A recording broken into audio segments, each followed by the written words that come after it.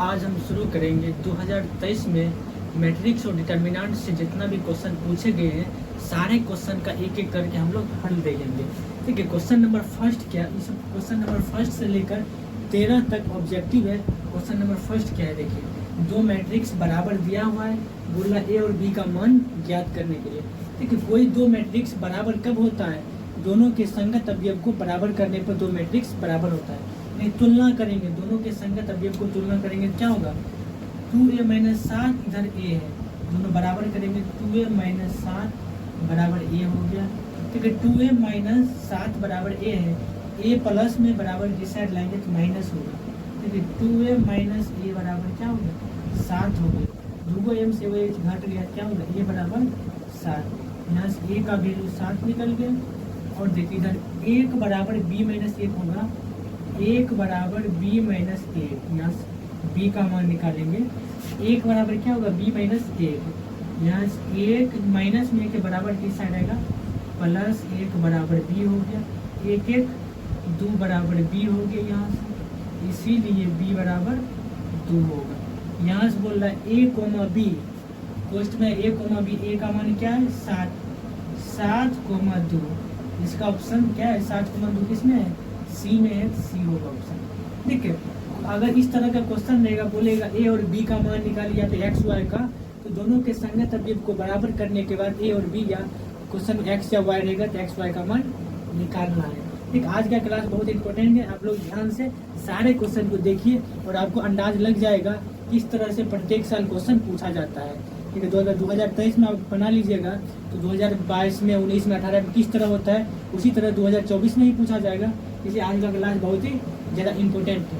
देखिए अब हम देखते हैं question number second number question क्या है, कोई डिटर्मिनेंट दिया है, बोल रहा है इसका मान निकालने के 3/3 कोटि का डिटर्मिनेंट है, इसका मान निकालना है। ठीक, इसको हम हल करेंगे और ऑप्शन देखेंगे कौन सा ऑप्शन सही होगा। ठीक है, प्लस माइनस प्लस इसी तरह निकालते थे, इक्वल टू प्लस 1 है तो 1 देंगे, 1 जिस रो जिस कॉलम इसको हम डिलीट करते हैं, ढक दिए, क्या बचेगा 9। देखिए क्वेश्चन नंबर 3 भी एक डिटर्मिनेंट है, इसको भी बोला डिटर्मिनेंट का मान ज्ञात कीजिए। इस चारों में ऑप्शन क्या है पहले वो निकालना है, जब इसको हल करेंगे तो क्या हो जाएगा वो देखिएगा। हल करेंगे प्लस माइनस प्लस टू करते हैं, प्लस 1 इक्वल टू देंगे 1 जिस रो जिस कॉलम में उसको जब ढकेंगे क्या न्यू डिटर्मिनेंट बनेगा 4 1 6 1, 4 1 6 1, फिर प्लस के बाद -2 हो गया 2 जिस रो जिस कॉलम उसको डिलीट करेंगे 5 1 7 1, 5 1 7 1 हो जाएगा। फिर -1 है तो -1, देखिए प्लस माइनस प्लस करेंगे तो -1 है -1, जिस रो जिस कॉलम में उसको डिलीट कर देंगे।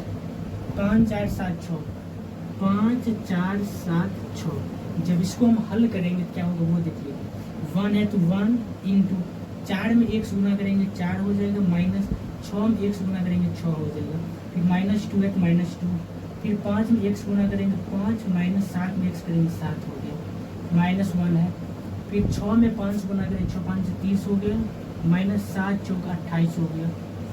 जब इसको हल करेंगे क्या होगा वो देखिए। ठीक है, जब यहाँ से हम घटाएंगे क्या होगा, 1 है तो 1 लिख देंगे, 4 में 6 गया -2, माइनस है तो -2 इंटू 5 में -7 गया -2 हो गया, -1 है 1, फिर -30 में से 28 गया 2 हो गया। जब इसको हल करेंगे क्या होगा, -2 में 1 से गुना करेंगे -2, -2 में -2 से गुना करेंगे प्लस में 4 हो गया, फिर 1 में 2 से गुना करेंगे तो माइनस में 2 हो गया। यहाँ से क्या होगा माइनस में 2 और माइनस में 2, माइनस में 4 हो गया प्लस में 4 ये है बराबर क्या होगा 0 हो गया।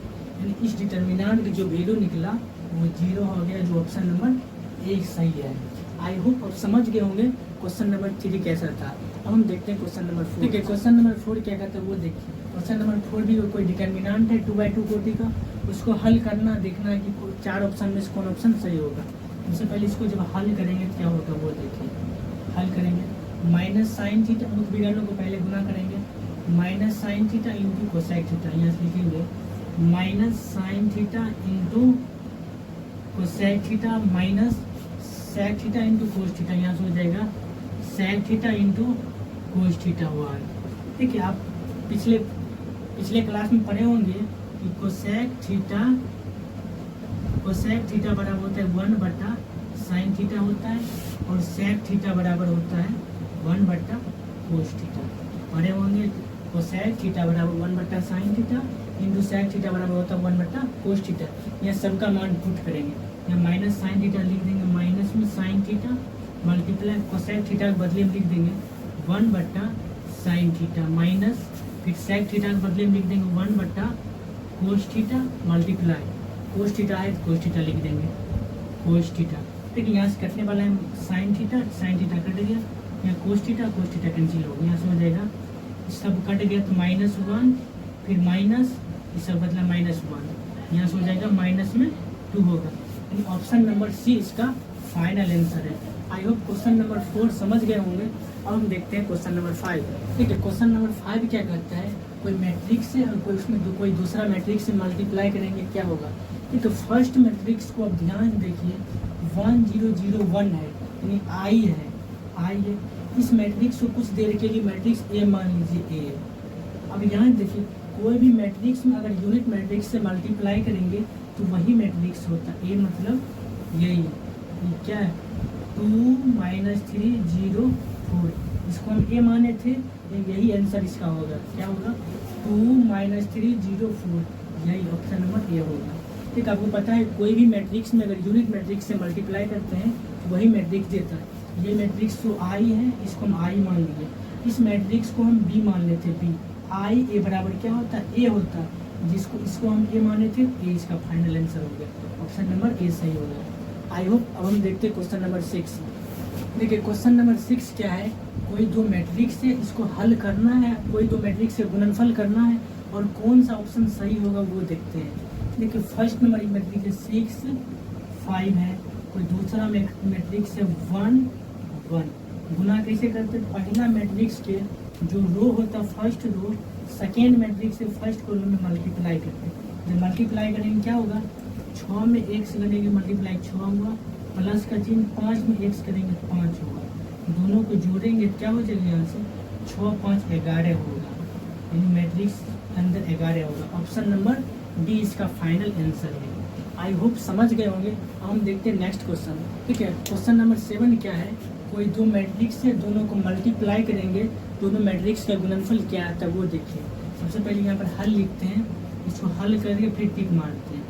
हल क्या होगा, फर्स्ट रो को फर्स्ट कॉलम मल्टीप्लाई करें, -1 में x करेंगे तो हो जाएगा -1, फिर फर्स्ट रो में सेकेंड कॉलम्स करेंगे -1 -x करेंगे तो प्लस में 1 हो जाएगा। ऑप्शन नंबर -1 किसमें है, -1 ऑप्शन नंबर बी इसका फाइनल आंसर है। अब हम देखते हैं नेक्स्ट क्वेश्चन। देखिए क्वेश्चन नंबर 8 क्या कहते हैं वो देखिए, कोई मैट्रिक्स से उसमें 3 से मल्टीप्लाई करेंगे। ठीक है, मैट्रिक्स में अगर मल्टीप्लाई हो तो मैट्रिक्स से प्रत्येक कभी हम मल्टीप्लाई हो जाते हैं, लेकिन डिटर्मिनेंट में कोई एक रो या एक कॉलम मल्टीप्लाई होगा। ये तो मैट्रिक्स है, इसका प्रत्येक रो और प्रत्येक कॉलम में मल्टीप्लाई करें, प्रत्येक एलिमेंट में मल्टीप्लाई करते हैं। तो प्रत्येक एलिमेंट में करेंगे क्या, 3 में 7 करेंगे 7 21 हो गया, 3 में -2 करेंगे -6 हो गया, 3 में 8 करेंगे 24 हो गया, 3 में 0 करेंगे 0 हो गया। ये ऑप्शन किस में है, -21 -6 24 0, ऑप्शन नंबर सी इसका फाइनल आंसर हो गया। ठीक है, कुछ नहीं कि इस 3 को इस अंदर के एलिमेंट में मल्टीप्लाई किए, इसका फाइनल आंसर भी आएगा जो कि ऑप्शन नंबर सी है। हम देखते हैं नेक्स्ट क्वेश्चन। ठीक है, 10 नंबर क्वेश्चन क्या है, कोई दो मैट्रिक्स है, इस दोनों मैट्रिक्स को मल्टीप्लाई करना और इसमें देखना है कौन ऑप्शन सही होगा। ठीक है, इसको पहले दो मेथड से बताते हैं, एक तो पेन चलाकर, दूसरा देख के बनाना है। देख अगर पहले हम पेन चला के बताते हैं, जब दोनों को मल्टीप्लाई करेंगे क्या होगा वो पहले देख लीजिए। मल्टीप्लाई करेंगे फर्स्ट रो को फर्स्ट कॉलम मल्टीप्लाई, 13 में 2 से गुना करेंगे 26 हो गया, 15 में 0 से गुना करेंगे 0, 13 में 0 से करेंगे 0 प्लस 15 में 2 से करेंगे 30 हो गया। फिर सेकेंड रो को फर्स्ट कॉलम -1 में 2 से करेंगे -2, 4 में 0 से करेंगे प्लस में 0 हो गया, -1 में 0 से किए 0, 4 में 2 से किए प्लस में 8 हो गया। जब इसको हल करेंगे क्या हो जाएगा, 26 में 0 करेंगे 26, 15 में 2 से गुना करेंगे 0, 30 में 0 जोड़ेंगे 30 हो जाएगा, -2 जोड़ 0 -2 हो गया, 0 में अगर 8 जोड़ेंगे तो 8 हो गया। ऑप्शन कौन सा ऑप्शन है, 26 30 -2 8, ऑप्शन नंबर सी हुआ।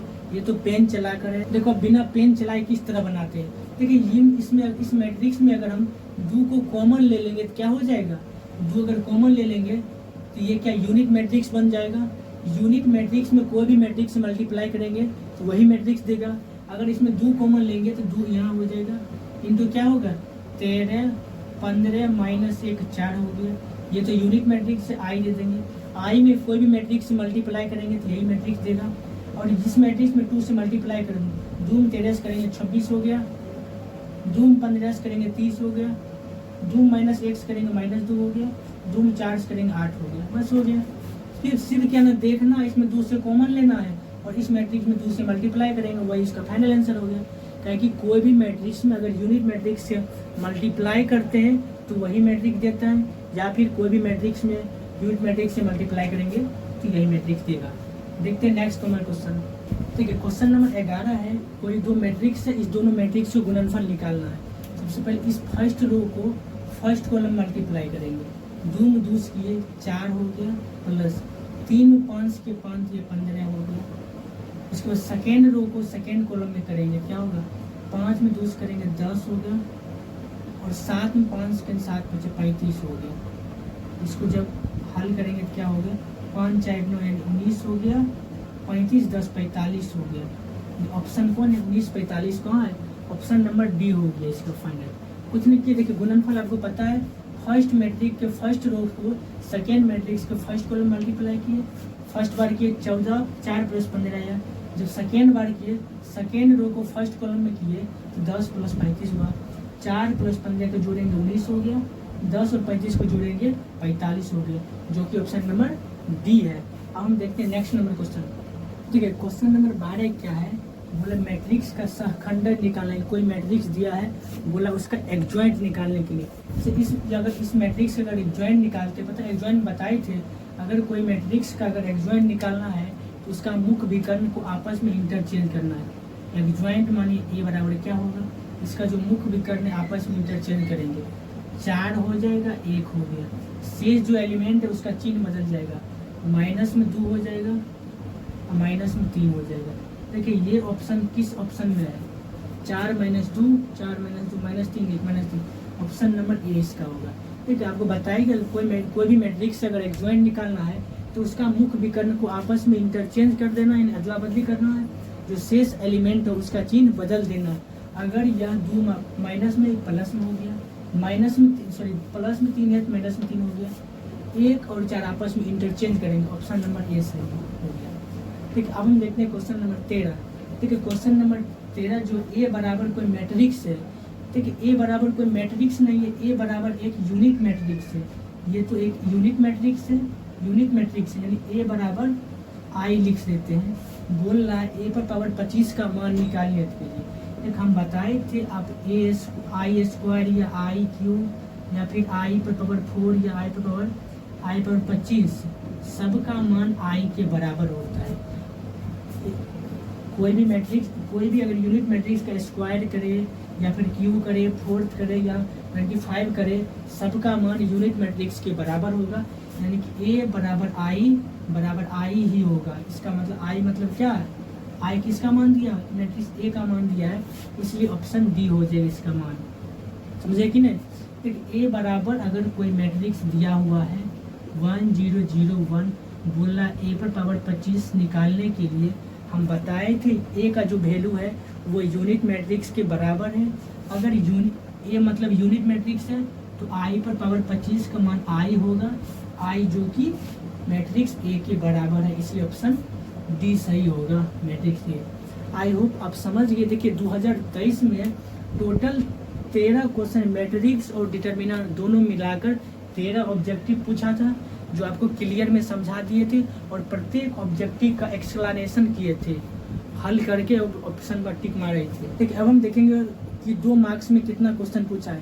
देखिए 2 मार्क्स में 2 क्वेश्चन पूछा है, उस दोनों का हम सोल्यूशन देखते हैं। ये क्वेश्चन 2 नंबर में पूछा था 2023 में, ये क्वेश्चन 2 मार्क्स में पूछा गया था।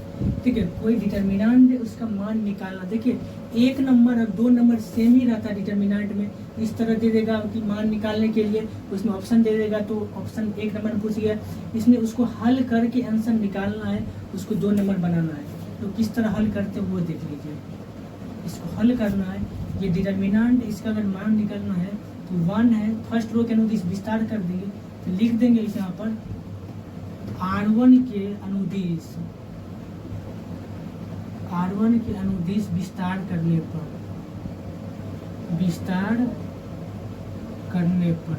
R1 के अनुदिश विस्तार 2 मार्क्स में थोड़ा विश्लेषण करके बनाना है।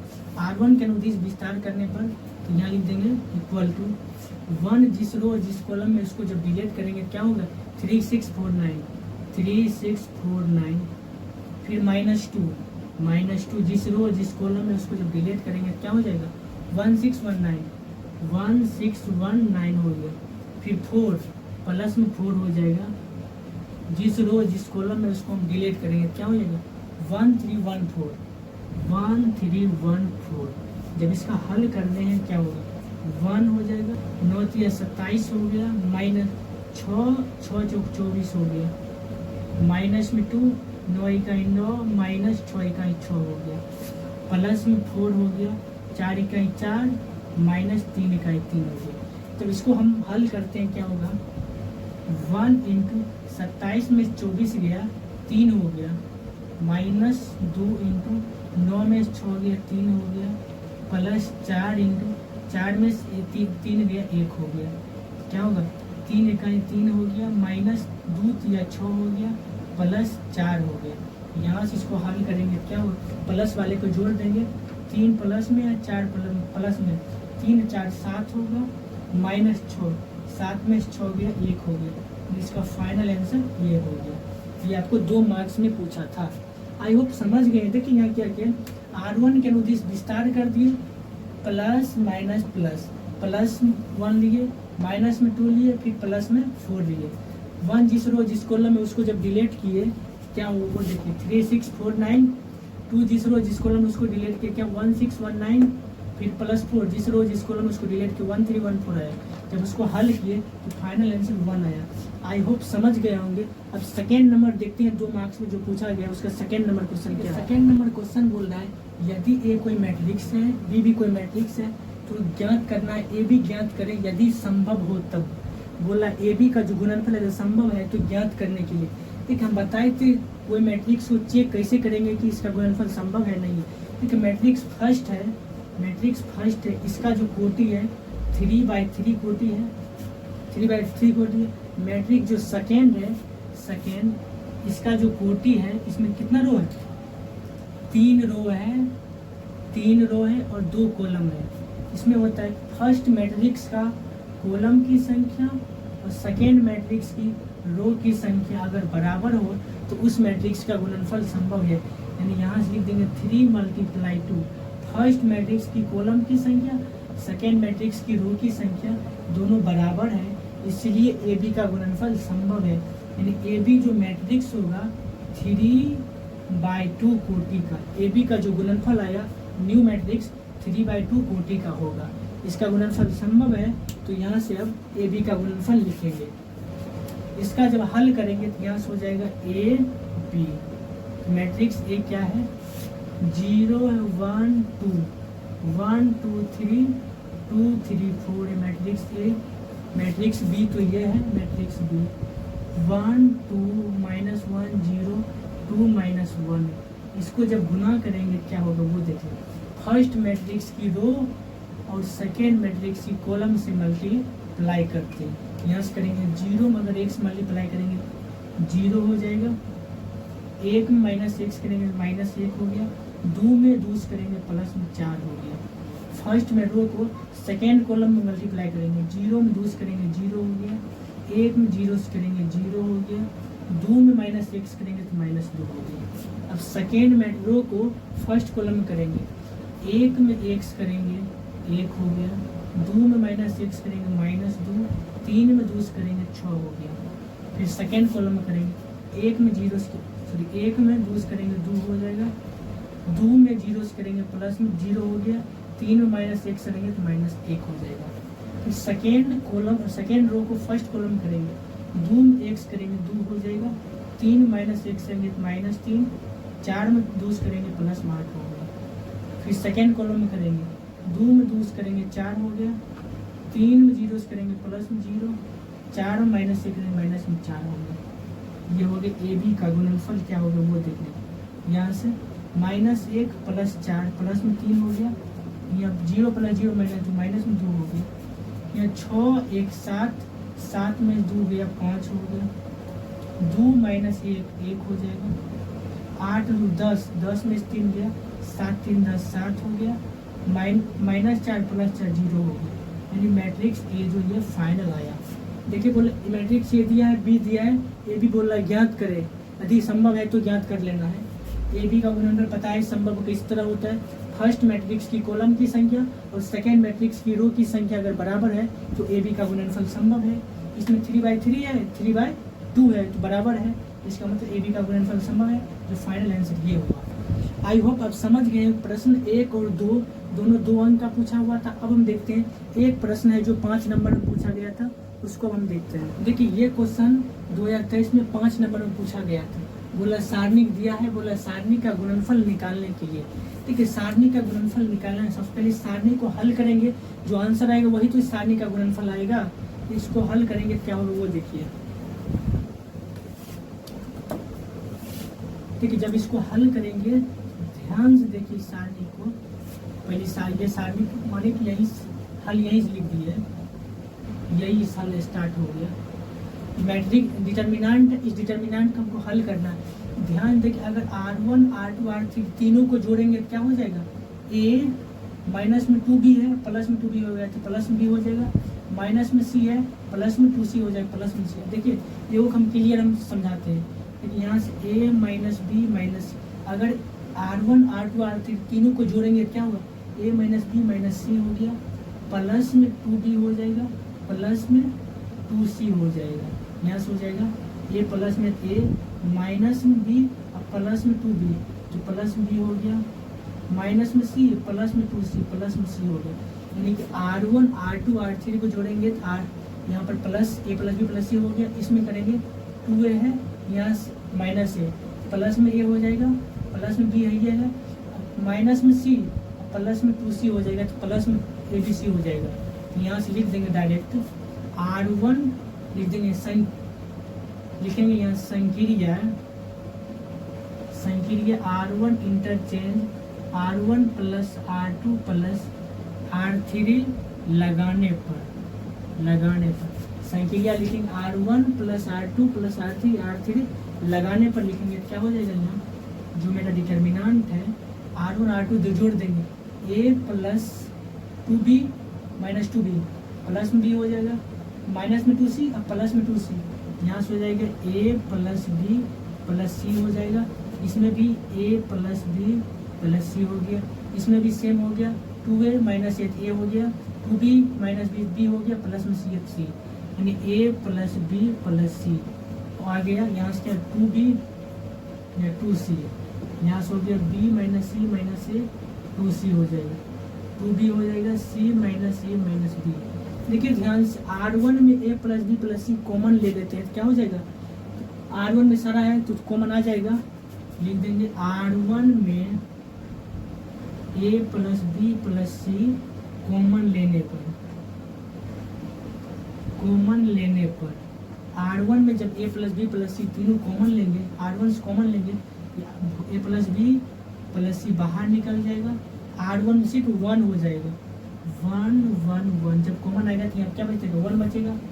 यहाँ से हो गया 2B B minus C minus A plus 2B 2C C minus A minus B हो गया।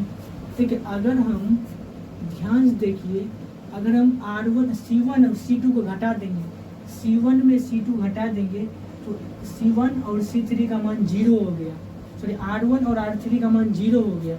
यहाँ से अगर घटा देंगे तो क्या लिखेंगे वो देखेंगे। यहाँ पर लिखते हैं, यहाँ से लिखेंगे संक्रिया C1 ये है और C2 ये है तो 1 माइनस 1 0 हो गया, C2 आदि 2C 0 हो गया। संक्रिया C1 interchange C1 minus C2 लगाने पर जब C1 interchange C1 minus C2 लगाएंगे यहाँ हो जाएगा ए प्लस बी प्लस सी, तो यहाँ पर रहेगा ही रहेगा। आर C1 में क्या होगा 1 माइनस 1 0 हो गया। यहाँ पर 2C माइनस 2C 0 हो गया। अब यहाँ से क्या होगा 2B माइनस में B प्लस में C प्लस में A हो गई। देखिए यहाँ से C1 क्या है 2B हो जाएगा, माइनस C2 को हटाएंगे तो C2 में माइनस से गुना करेंगे B हो जाएगा, प्लस में C हो गया, प्लस में A हो जाएगा। 2B माइनस A क्या हो जाएगा B हो गया, B plus C plus A हो जाएगा। यानी यहाँ हो जाएगा A plus B plus C हो गया। यहाँ पर यहाँ A plus B plus C हो गया, सही से लिख देते हैं A plus B plus C। C2 को सेम टू सेम लिख देंगे 1B minus C minus A और 2C हो गया। C3 में 1 हो गया, 2B यहाँ हो गया C minus A minus B हो गया, ये डिटर्मिनेंट हो गया। देख अगर हम C1 के अनुदिश विस्तार कर दिए क्या हो गया हमको पता है अगर कोई एक रो या कॉलम का कोई दो एलिमेंट 0 हो गया तो उस डिटर्मिनेंट का मान निकालने में आसान होता है। C1 का दो एलिमेंट 0 हो गया मान निकालने में आसान हो गया, क्योंकि प्लस माइनस प्लस फिर माइनस, यहाँ से लिख देंगे A plus B plus C into minus में A प्लस बी और प्लस में C हो गया। देखिए प्लस माइनस माइनस है, minus A plus B plus C, जिस रो और जिस कॉलम इसको डिलीट करेंगे, जब डिलीट किए तो क्या हो गया वो देखिए कर दिए क्या होगा 1 1 हो जाएगा, 1 1 फिर 2C इंटू हो जाएगा C minus A minus B हो गया। यहाँ जब इसको हल करेंगे तो क्या आएगा वो देख लीजिए। ठीक है, यहाँ पर मिटा देते ऊपर क्वेश्चन मिटा देते हैं, इसको मिटाएंगे क्या हो गया equal to A plus B plus C into minus A plus B plus C into हो गया यहाँ से C माइनस A माइनस में B हो गया, क्रॉस मल्टीप्लाई करें क्या होगा C minus A minus B minus में 2C हो जाएगा, माइनस में 2C हो जाएगा। यहाँ से हल करेंगे क्या हो जाएगा A plus B plus C into minus में A plus B plus C into यहाँ से हो जाएगा C है तो ठीक है C माइनस में 2C, यहाँ हो जाएगा माइनस में C माइनस में A माइनस में B हो गया। जब यहाँ से हम माइनस को कॉमन लेंगे क्या हो गया A प्लस बी प्लस सी। ठीक है, ध्यान देखिए अगर इसमें से हम माइनस कॉमन लेंगे, पहले से यहाँ पर माइनस है तो माइनस माइनस प्लस हो जाएगा, A plus B plus C हो गया, फिर ये वाला हो गया A plus B plus C हो गया, फिर ये वाला हो गया प्लस में A plus B plus C हो गया, यानी A plus B plus C फिर A plus B plus C A plus B plus C 3 बार लिखा हुआ, इसका मतलब हुआ A प्लस बी प्लस सी का होल क्यूब हो गया, यही इसका गुणनफल है। इसका गुणनफल A plus B plus C into A plus B plus C into A plus B plus C हो गया। ठीक है, कुछ नहीं किया R1 R2 R3 को जोड़ेंगे तो R1 में A प्लस बी प्लस सी आया, तो R1 का प्रत्येक अवयव बराबर है तो A प्लस बी प्लस सी जब कॉमन ले लिए तो C1 और C2 को घटा के C1 में रिप्लेस कर दिए तो C1 का दो एलिमेंट 0 आ गया। जब दो एलिमेंट 0 हो गया तो C1 के अनुदिश विस्तार, पता डिटर्मिनेंट कोई भी रो या कॉलम के अनुदिश विस्तार करेंगे तो आंसर सेम ही आएगा, इसलिए हम C1 के अनुदिश विस्तार किए, इसका दो एलिमेंट 0 है तो हमको कैलकुलेशन करने में आसान होगा। तो यहाँ प्लस माइनस प्लस फिर minus A plus B plus C minus में तो माइनस, जिस रो जिस कॉलम में उसको डिलीट करें जो शेष डिटर्मिनेंट बना वो ये है।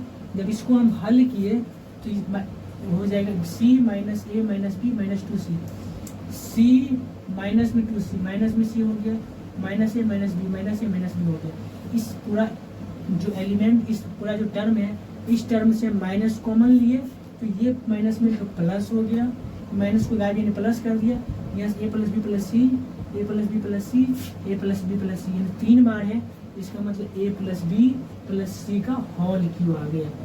आई होप अब समझ गए। 2023 में टोटल 13 ऑब्जेक्टिव पूछा था, यानी 13 मार्क्स, और 2 नंबर का 2 क्वेश्चन पूछा था, टोटल 4 मार्क्स, और 1 क्वेश्चन पूछा था 5 मार्क्स का। यानी 13 नंबर का 13 क्वेश्चन पूछा था, 2 नंबर का 2 क्वेश्चन पूछा था यानी 4 नंबर हुआ, 5 नंबर का 1 क्वेश्चन पूछा यानी 5 नंबर हुआ। टोटल मिला के 5 4 9 3 12 1 2 1 हो गया, 1 1 2 यानी टोटल 22 नंबर का था। देखिए टोटल 22 नंबर का था 2023 में, मैट्रिक्स और डिटर्मिनेंट दोनों मिलाकर 22 नंबर। आई होप, आशा करते हैं अब समझ गए होंगे। आज के लिए इतना ही, तब तक के लिए बाय बाय, जय हिंद।